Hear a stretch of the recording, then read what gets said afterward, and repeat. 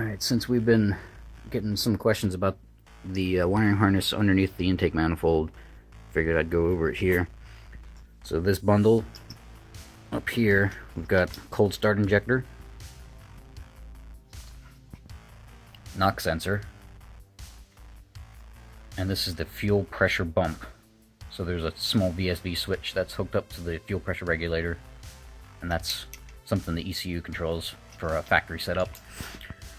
That goes in through in between the cylinders 1 and 2 and 3 and 4 runners, and then the next opening, this bundle comes down. We've got the EGR VSV, we've got engine grounds for the ECU, knock sensor,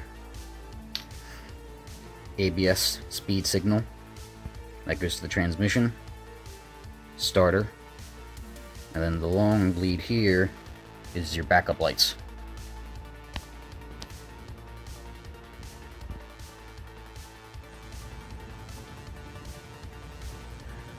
A few random bits of wiring information for 7M GTE. We've got some stuff that you don't normally see because the intake manifold's right here. Knock sensor, front knock sensor, rear knock sensor. The starter exciter wire connector goes there. And then way down there is the ground, a body ground that goes to the transmission. It can go to the wing bolt or the bell housing bolt right there. And then we've got our main power wire to the starter, main ground, and that would normally come up to your battery terminals up there. And then everything else that's wiring wise that's underneath here is actually bolted to the bottom of the intake manifold. That's two VSVs and the backup wires for the transmission that usually comes up to about here.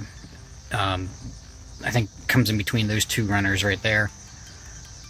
And then that should cover everything you guys need to be worrying about under the intake manifold on 7M